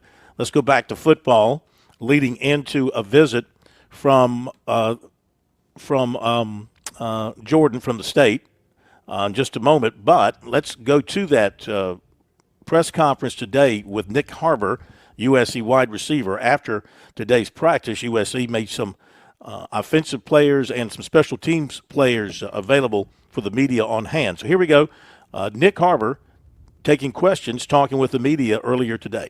Nick, much has been said about you skipping indoor track season with outdoor track. After the spring game, will you still participate in those 2 other track meets and then maybe try for SECs and nationals? Nah, that track don't work like that. If you're not in there, No, if I wanted to come back to track, I'll be coming back right now. You can't just, do a whole football season. I'll say whole spring ball, and then just try to go run without no running before that. So, I think my track for this year is done. So, yeah. Hey, Nick, getting to focus on spring football, going into the fall camp and summer, having a full preseason to get ready for the season ahead. What do you feel like that's going to do for you? It's going to do wonders. I don't have to come back in July or August and, try to ramp everything back up. I'm just smooth sailing, really going off of last year. So, yeah, I'm excited to do it. Yesterday, Coach Beamer was talking about, this group is not satisfied with the 9-win season last year. Excuse me. Describe what it's like, man, to get back out there, spring football's back, and just sharpen everybody's game as a team as a whole. It's exciting, Last year didn't go the way we wanted to. We fell short of the goal, making it to the playoffs and stuff. But, that last year's behind us now. New year, we haven't done anything. So, we forget about last year. That's last year's team. That's a new team. So, we're just trying to do everything right, just make as few mistakes as possible, make it less than we did last year. And then, if we make less like how we did last year, then, we'll be in a different situation. Nick, was it a tough decision for you or your family at all to stop track? I mean, I know how much you love it and how good you are at it. Yeah, I've been doing track since I was 8 years old. So to finally, to stop it for a year, it's it was crazy, it was hard. But, at the end of the day, I'm making the best decision, for my football career. And I felt like that was right for it. Nick, you guys have a pretty good, solid core of starting receivers with you, Dre, Mazio, etc. But there's been a lot of new receivers brought in. So how's the competition going out there? How do you think those new guys will kind of blend in with the group this year? They're going to blend in real well. We got a lot of, I won't say a lot of old guys because, I'm one of the oldest in the room now. It's kind of crazy. But, they're going to fit in real well. Everybody's just competing for a spot. So, we just going to help the young guys as much as we can. They messing up, we're going to tell them what's wrong. We're not them type of people. You messing up, we ain't gonna tell you. We all family around here. So, I'm helping the young guys as much as I can, like I'm doing. Today, some things happen. You just gotta correct them on it. They in high school still, so they gotta get their feet wet. So I'm gonna help as much as I can. When you look back at last season, from the start of the season to the end, how would you assess how you improved at wide receiver? Just got better. Started running routes better. Just started understanding the game more. Just starting to have more confidence. That was really it. Just starting to feel myself. I know you kind of went through a body transformation your first 2 years. You got up to 245. You're running track at 225. What are you at now, and why do you think that's the right weight for you?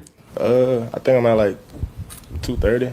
I feel like that's a good weight because that was the weight I was closest to at track. So the lighter I am, the better I am. I don't have to be heavy. So I don't want to be back to 240. That's too much weight. And, yeah, it's just too much. As you go through these multiple spring practices, take us behind the curtain. What excites you about this receiving core, and what can we expect to see come this fall from you guys? We're going to be dogs. That's one thing, Coach Ferry, implemented, we just got to go out there, we got to play. And I think that's our mindset. We was very doubted last year, at the beginning of the year. Then obviously as the year went on, people started to give us our praise, but we don't care about that. We know what we got in our room. So, every day we just gonna keep working, and that's the same mindset, that we all gotta have. It's just they're gonna doubt us and stuff like that. But you just gotta keep going, keep working, and we're gonna let the stats speak for themselves. You almost didn't drop a ball the last 2 months of the season. What did you do to make yourself, better at catching the ball and making sure that you didn't drop it? Get contacts. That was really it. Just get contacts. Just do more ball drills, but just really just focusing on the ball. Not worrying about yards after the catch, but just worrying about securing the ball. All right, comments from South Carolina wide receiver Nick Harbor in just a moment. We'll catch up with Jordan Kay from the state newspaper, who was out at practice today. He's the Gamecock football beat writer. He'll be joining us in just a second to talk more about what he saw on the field today as the Gamecocks open up their spring practice, heading towards their spring game on April the 18th. And saw another team that has decided not to have a spring football game. Who was that? You remember, Bergie, there was another team that just recently decided not to follow through. Was it LSU maybe? Was it LSU? Wow. We got Jordan on with us. Let's go to Jordan K. from the state, the Gamecock beat writer. Maybe he'll know who I'm thinking of. But anyway, welcome in, Mr. Jordan. How are you? It's great to have you with us. I'm great. Thank you for having me, Phil. As always. So, practice this morning, first spring practice. It probably doesn't get any more plain than that. Your first spring practice, you're trying to figure out some new guys, bring some guys along slowly. What'd you take away from the 3 periods you guys got a chance to watch today? A ton. I mean, just a ton. We've basically got the entire depth chart all charted out now, so I think we're good. No, I don't know that we really determined anything from watching 3 periods. I thought, I kind of posted a picture on X, which has been a sore spot of yours, but Rasul Faison, the Utah State transfer running back. I mean, the dude just looks super lean. He's the tallest running back South Carolina's got. 6 foot, 218 pounds, looks the part. Haven't been able to see him run a whole lot, but, kind of matches up what you saw on film and why South Carolina liked him a lot. Other than that, not a ton of things. Brady Hunt, the tight end, who missed the last 3 games, had a leg injury. He was back on the practice field full go, so that's a good sign for South Carolina. And then Bakari Swain, who played in every game last year, was supposed to contend for a starting spot. He's going to be out indefinitely with some academic issues, so that was a bit of a surprise going into spring camp. Yeah, you don't hear much about that anymore, guys missing because of academics. I'm saying because they usually take care of their academics, and the school makes sure they take care of their academics. What about a lot of eyes, I'm sure, on the special teams both ways, because they got to replace kickers, snappers, holders, and return people? Yeah. One of the kickers, I think, had class. So basically there were only 2 kickers there, and they were just going back and forth, kicking and holding. Mason Love is a redshirt freshman. I think he's probably the guy to be the punter. And then as far as kicker, I mean, it could be 3 guys. They've got a freshman coming in this summer. And then I don't think you can rule out them going to the portal in late April to try and grab a kicker. So that spot's up for grabs.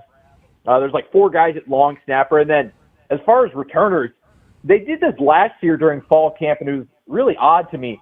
But they have legitimately a dozen guys working at both, a dozen for punt return and a dozen for kick return. And I'm not sure if it's just to make sure people aren't bored during practice and have something to do, or if they're actually evaluating those people as possible candidates. But that's something to watch. I know Jalen Kilgore returned a lot of punts for South Carolina. He returned. Kickoff changed a lot. They weren't really happy with the production they got last year. So maybe that's a role Nick Harbor or one of the running backs could occupy next season. Of course, linebacker is an area of concern on the defensive side because of not just the number of losses, but the quality of players that they lost at linebacker. You're talking about some real producers at linebacker. What'd you see out there? Were you able to catch anything from the linebacker standpoint during the 3 periods you were able to watch? Not really. I meant to get eyes on Fred J.R. Johnson, but I wasn't able to spot him during the little bit. But that's the guy I really want to see. As a freshman last year, he came in and didn't really play at all on linebacker, but made himself valuable on special teams and played in every game. Then the end of the season comes, and you start to ask all the seniors and all the coaches, all right, who's next up? Who's going to be the guy? And it was almost in unison. Everyone's like, Fred Johnson. Oh, my gosh, what this dude does in practice, he's the guy. And when you lose 3 linebackers, you start to look at dudes like Fred Johnson of all right, if someone's going to replace these guys, Fred Johnson might be the guy. So he's one to definitely watch during spring ball. Yeah, I tell you what, it's just looking at the depth chart at linebacker, it's going to be basically brand new across the board there for the most part. So we'll see what develops. How about Dylan Stewart? You see much flash out of him today in the brief time you guys were out there? Yeah. He was out there, looks the part. South Carolina posted a video today, and you can kind of see Dylan Stewart get by Casey Henry and just get into the backfield a little bit. And so, yeah, he looks great, looks everything like you would want him to after a pretty interesting couple months where his persona has kind of blown up. I think we saw last week or 2 weeks ago, he was out in Pasadena and was doing a photo shoot for College Football 26. And so this is a guy who has a national profile and is the guy who, behind Lenore Sellers, is the biggest star in South Carolina's roster. And probably the second highest paid on the roster. Probably, yeah. I would think so. Jordan Kay of the state newspaper covers the Gamecocks, joining us here on Sports Talk, first day of spring football in Columbia. And Jordan, you referenced him earlier, and I know Coach Beamer talked about his eligibility situation in Rashul Faison, but I'm assuming they're thinking he is going to be the guy going into the fall. When do they hope to get some clarity from the NCAA about him getting his year of eligibility back so that he can play? Yeah, I thought that was all cleared up, and then the last couple of days there's been some NCAA slowness on things, and I don't think they anticipate an exact date. I would hope, I think they think it's going to be soon. That's what Shane Beamer seemed to indicate, but the NCAA, as you guys know for years, they kind of just go at random pace. I don't think there's a whole lot of urgency from them. But if we've learned anything over the last 2 years, the NCAA seems to have almost no authority on a whole lot. So if people figured Faison was going to get the year of eligibility based upon the rules, and if he had been told he could get that and it went through South Carolina's compliance and he's practicing, I would be shell-shocked if the NCAA came out and said something along the lines of he's not eligible. Yeah. Real quick, got about 30 seconds. What'd you see throwing the football with Lenora Sellers, and did you get some eyes on Air Nolan throwing the football? Air Nolan was out there. I didn't see him throwing the football at all, but we'll definitely be looking for that. He was actually, they had just going through their little ball security drills. Not that it means a whole lot, but it was Lenore Sellers, then Dante Reno, then Air Nolan. So I wonder if they're trying to give a little bit of a priority to the returner and saying, "Hey, Air, you gotta earn that job as a backup." So that was the only interesting thing I saw from the quarterback. Hey, Jordan, we appreciate it, my man. We'll have you back on again when we get a further opportunity to have you watch the team, and we'll talk to you again soon. Thanks, Jordan. Jordan Kay, be right back. On Point Weather is made possible by our friends at Palmetto Citizens Federal Credit Union on 107 The Point.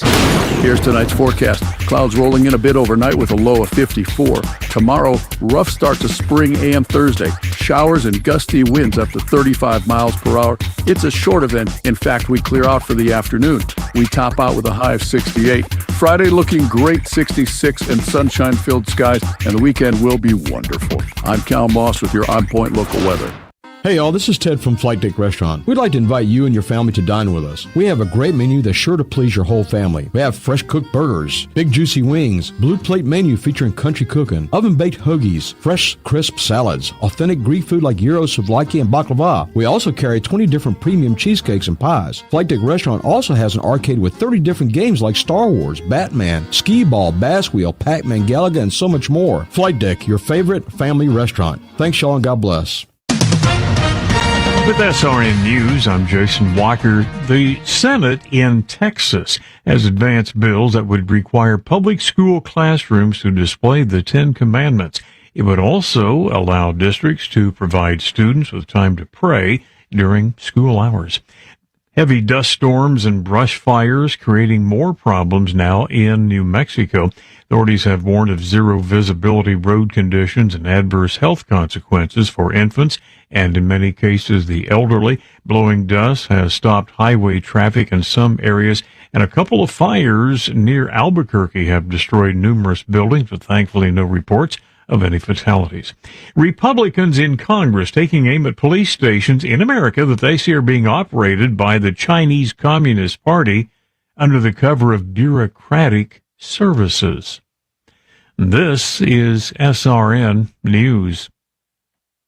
Nobody plans for a plumbing problem. They come unannounced and usually at a very inconvenient time. Franklin Plumbing and Drain Cleaning is your trusted ally. They recognize just how vulnerable a customer is at this time, and they want to help. They have well-trained plumbers who are there to make a difference when you need it most. I've experienced this. They're knowledgeable about their craft. They're not coming to your house to pitch new products. If something is broken, they'll give you a price to fix it if it's possible, or a price to replace it if necessary. Franklin Plumbing and Drain Cleaning is also locally owned and operated, or I simply wouldn't endorse them. Josh and his team prioritize customer service above everything else. They handle every issue with care and precision. Those are not just words. I've had Franklin Plumbing and Drain Cleaning out to my home. They back up those words with their actions. If you have a crisis, get some peace of mind. Online, you find them at franklinplumbing.sc.com, or you call 799-2222. That's 799-2222. I'm absolutely positive they will make whatever is wrong right again. Franklin Plumbing and Drain Cleaning. If you step onto H&J Cattle's farm, you'll find third-generation farmers upholding the legacy. They embrace sustainability and take immense pride in their craft, raising cattle purely on nature's offerings, without growth hormones, antibiotics, or animal byproducts. The result? Unmatched quality beef that's not just good, it's the best in South Carolina. Experience the distinct flavor of our finest registered Hereford and Wagyu beef. Visit us online at HandJCattle.com or on Instagram and Facebook at H&J Cattle.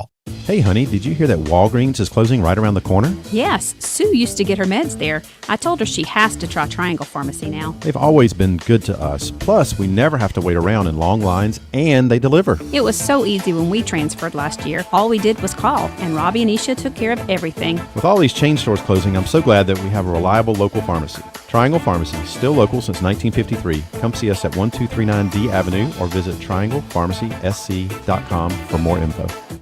Step into a world of comfortable living with Lexington Discount Homes. For over 3 decades, we've dedicated ourselves to helping families find their dream home. Our steadfast commitment to customer service and our broad range of homes ensure a fit for every taste and budget. Experience the stunning detail of a Lexington home in person at 1847 Augusta Highway. Too busy? Visit LexingtonDiscountHomes.com for a virtual tour. For homes that spell absolute comfort, you know where to find us. Lexington Discount Homes. Escape the hustle and bustle of everyday life with Spa MD, your sanctuary of rejuvenation. Feel the tension melt away as our expert team guides you through your customized wellness journey. From soothing massages to revitalizing treatments, we promise a remarkable experience that leaves you feeling renewed and empowered. Discover the calm within every visit. Reach out at 251-9400 or online at visitspamd.com to explore your options. Your oasis of tranquility awaits. Do this everywhere we go. I think you know this ain't no one-horse rodeo. I think you know when we pull up, green lights our show. I think you know that we gon' run it till we run it. All right, welcome back, everybody. Sports Talk Media Network up in Providence for Clemson and McNeese State tomorrow, and then Clemson and maybe Purdue, most likely, on Saturday. We'll wait and see what happens. Of course, big story back in the state today had to do with high school football, as there has been approval by the high school league for a free one-time sports transfer for high school athletes. And this was approved by a group of state athletic directors who voted 29-4 in favor of the new transfer rule on the final day of the Administrators Association Spring Convention in Charleston. This goes into effect for this coming school year.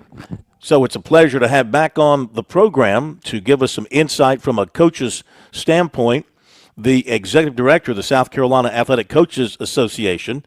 But that's not his primary title. His primary title is Premier Sideline Announcer for the Touchstone Energy Bowl All-Star Football Game. And that would be the one and only Coach Scott Early. Coach, welcome in. How are you? Good evening, Phil. How are you? Hope you're doing well. We're doing great. So what does this mean from where you sit, this transfer rule? Like it, dislike it? What's the impact as you see it? And what will be, as always, as you think about it, what will be the unintended consequence? Well, I mean, first of all, it's staying ahead of the curve.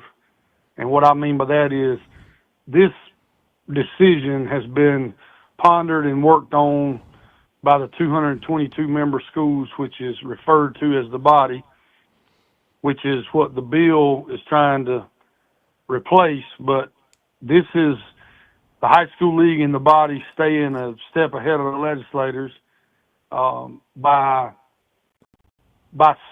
trying to prevent a problem instead of solve it and seeing what's coming and trying to make some concessions. But this was in the works a long time before this bill, and this is the, I don't know, fourth or fifth bill, but it seems to be the one that gets the most attention. So I don't know if I answered your question correctly, but it's a way to ease into what's coming, for lack of a better term.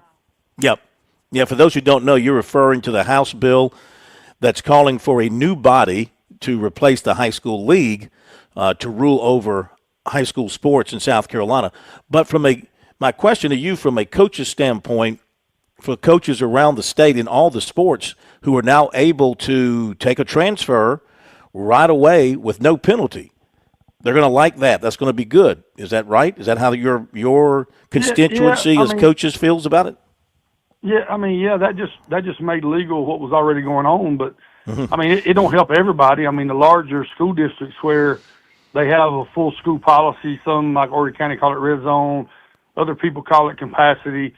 Those schools are at a disadvantage because their district board has decided that when the school's full, the school's full. So instead of building onto the school, when you get to full capacity, you're not able to take transfers. So it's just like anything else that happens in, the world of the high school league or the legislator. It don't make everybody happy, but this is a great compromise for the majority, no doubt.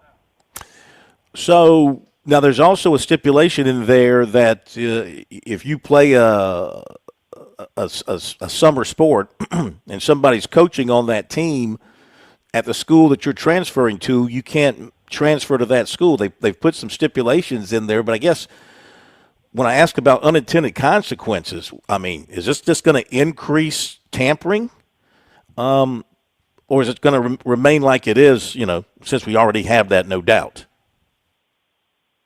Well, I mean, I don't think the high school league, unless there's anybody tries to control what parents can or can't do. I think that stipulation, which is a great one, is put in there because 90% of the recruiting comes from the summer. I mean, it started with AAU basketball, and these kids play on my team, and I wish this kid played on my high school team, and they end up being recruited, and then you got a lot of handlers or people that individually train these kids that try to place them where they think they'll fit best, and they get a lot of credit for that in some realms of the world. So I mean, I think it's, again, just trying to keep up with the Joneses and stay ahead of the curve, and let the legislators know that the body can govern themselves. I mean, they don't need help from people that have no idea what they're talking about.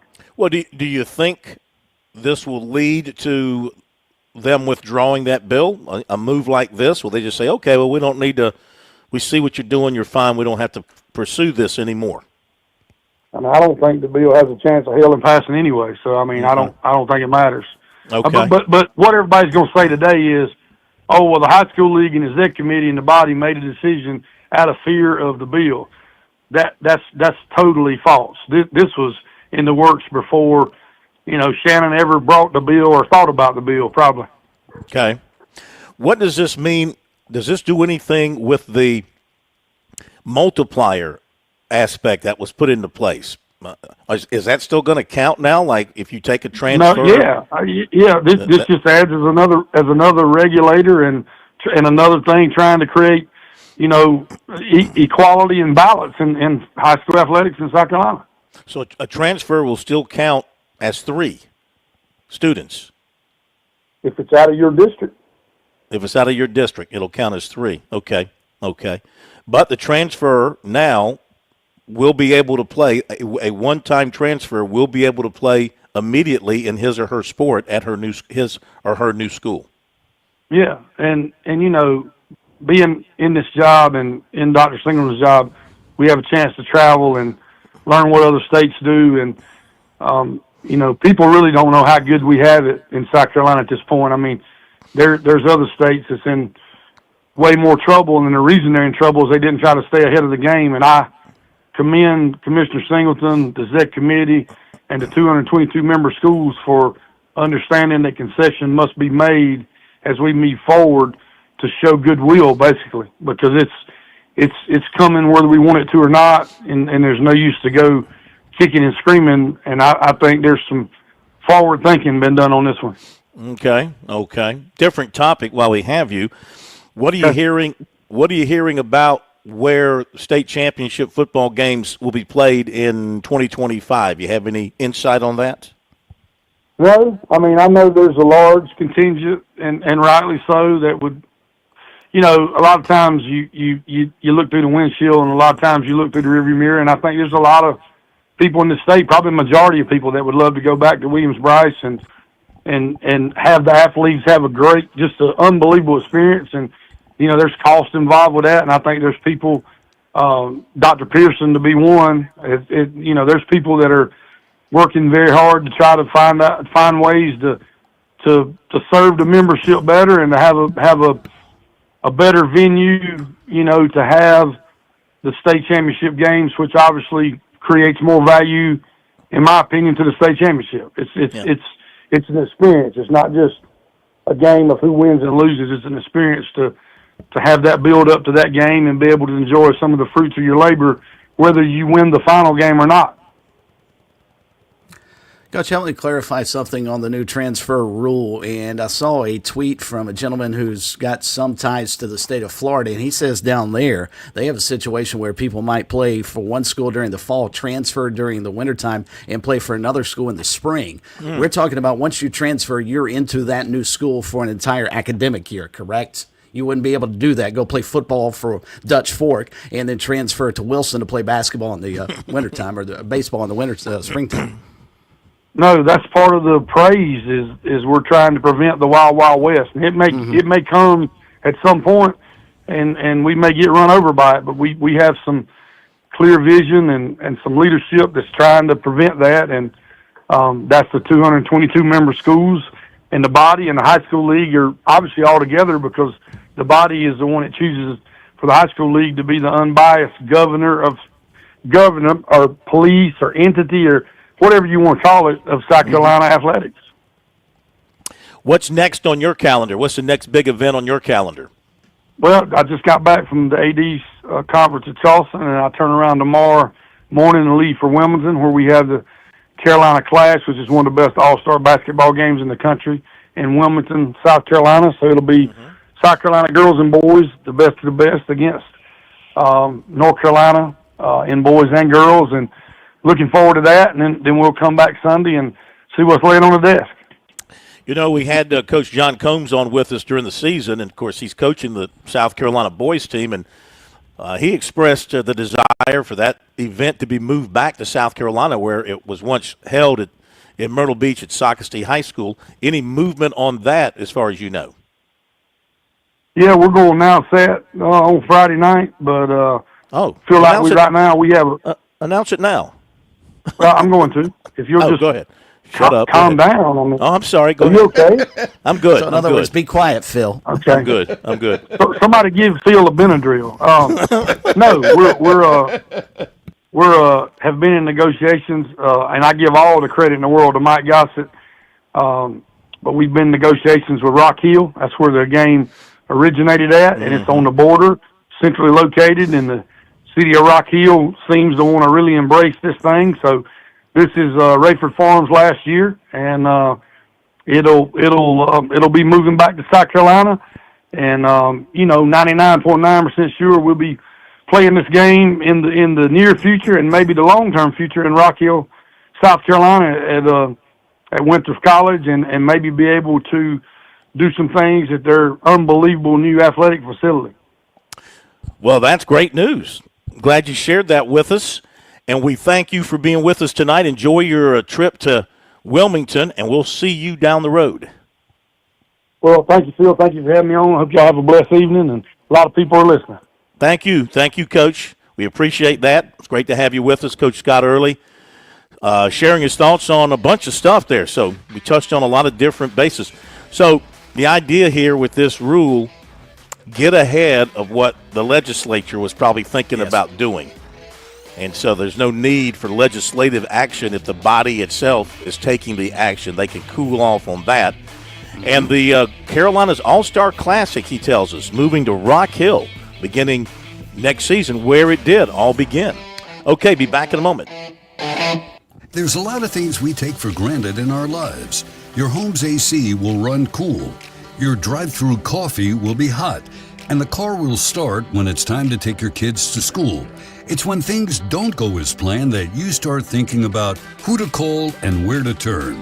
The good thing is, you can prepare for life's most difficult days by calling the Larry Lucas Agency today. Larry is a State Farm agent that has been taking care of people across South Carolina for more than 2 decades. You probably have insurance, but switching is easy, and bundling can save you hundreds or more. Most importantly, the Larry Lucas Agency can help you choose the protection you want at the price you want. All backed by South Carolina's #1 home and auto insurance company. Visit LarryLucasAgency.com today or give Larry a call at 803-799-1998. Like a good neighbor, Larry Lucas State Farm is there. Call Lawyer Lisa. Experience the difference with Lawyer Lisa. Hi, I'm Lisa Hosseller-Brown. Did you know Lawyer Lisa offers a prevention plan add-on to our services? If you already have a trust or just need some updates, ask about getting your ducks in a row and getting all of your wishes set out before it's needed. Visit lawyerlisa.com for more information. Call Lawyer Lisa.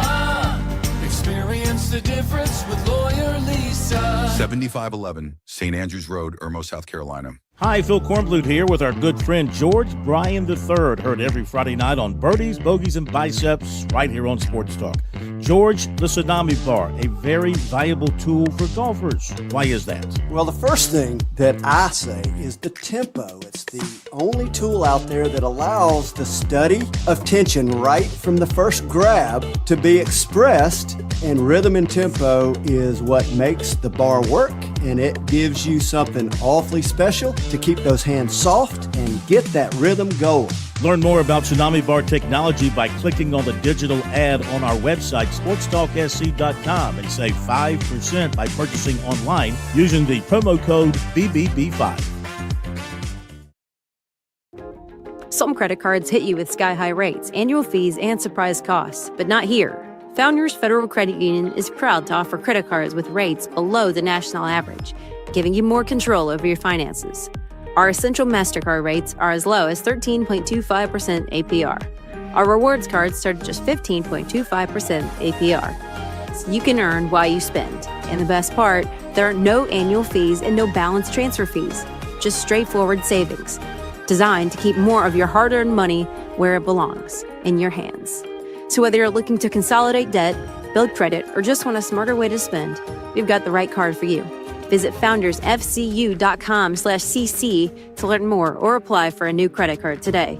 Relax, you're with Founders Federal Credit Union. Membership qualification required, terms and conditions apply. I'm attorney Jim Corbett. I'm not a case manager.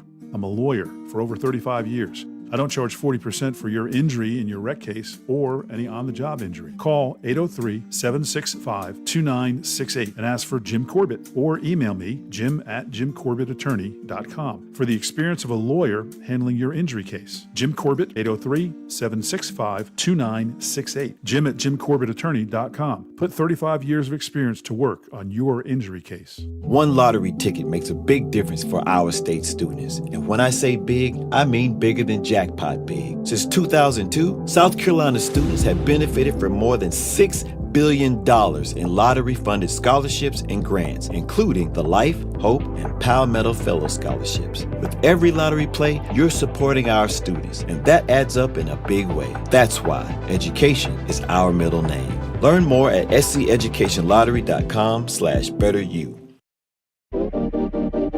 The Sports Talk Recruiting Report is sponsored by Seawell's Catering.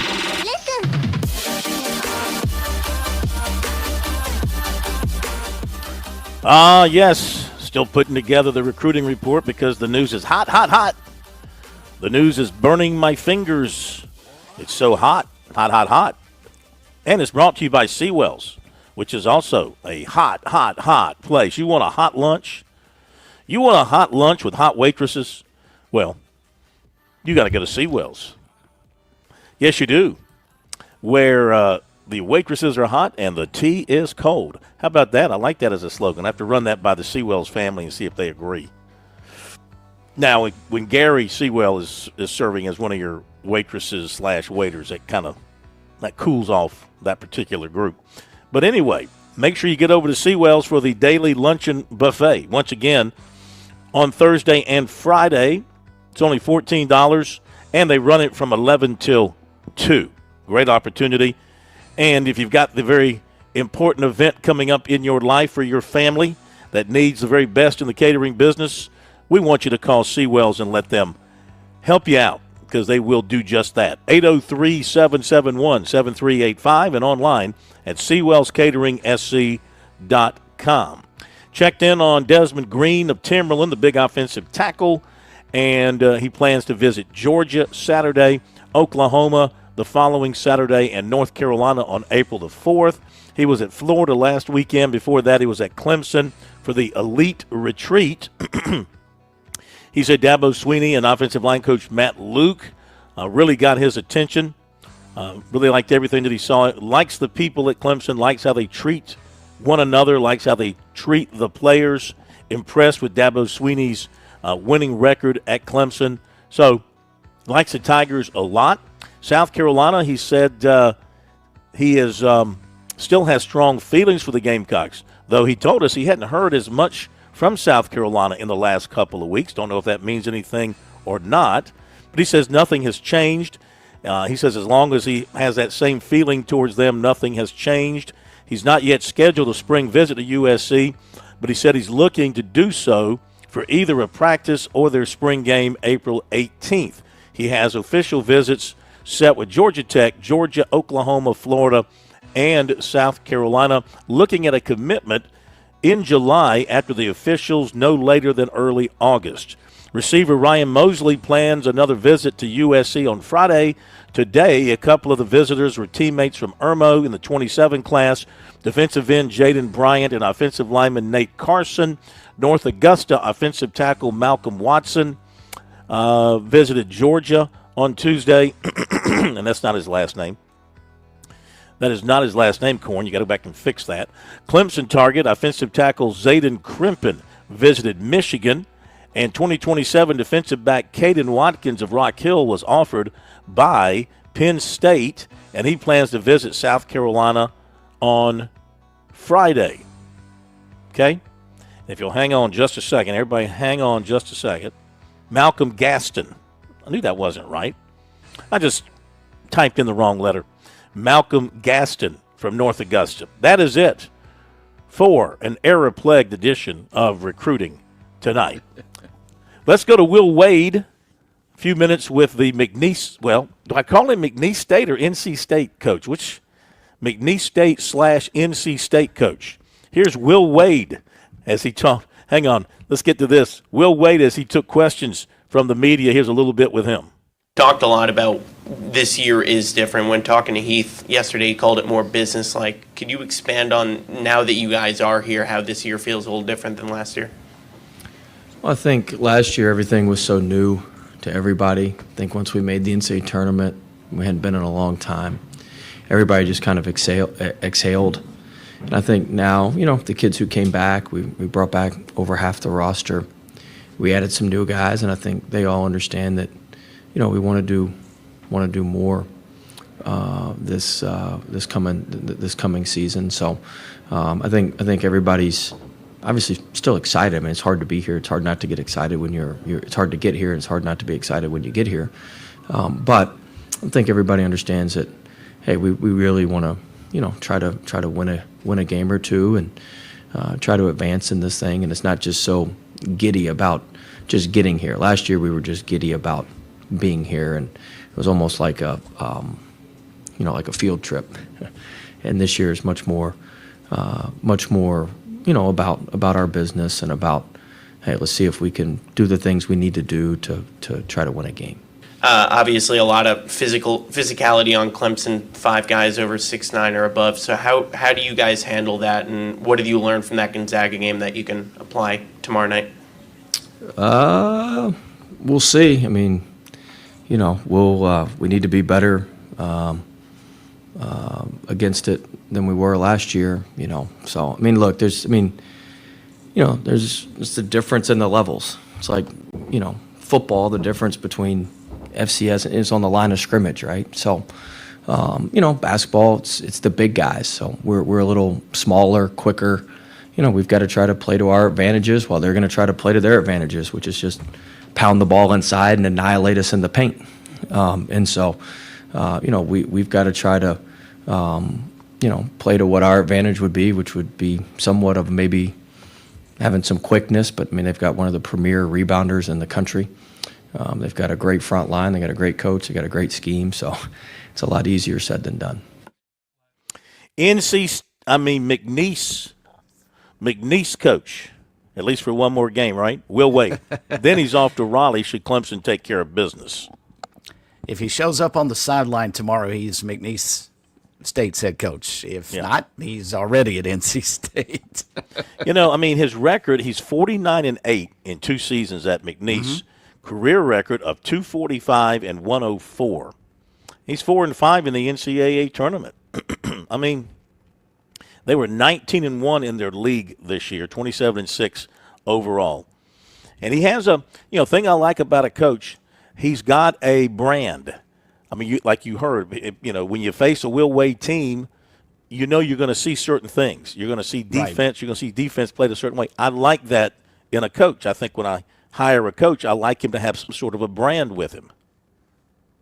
No, I agree. And I think it helps the players, too. They understand what their roles are and sort of what their identity is. And it helps them to play that identity. Well, it'll be a smaller McNeese team that faces the Tigers. They do have a 6'9" They go with 3 guards and 2 forwards. They go 6'9", 6'6", 6'6", 6'4", 6'3". So Clemson will have a decided advantage there, but will McNeese have the advantage from a pressure standpoint on defense? But Clemson can play pressure defense as well, and they've proven to be good ball handlers. We'll be talking about it post-game tomorrow from the arena. Thank you, Chris, and thank you, Josh, and thank you to all the guests, and thank you all for being with us. Have a great night.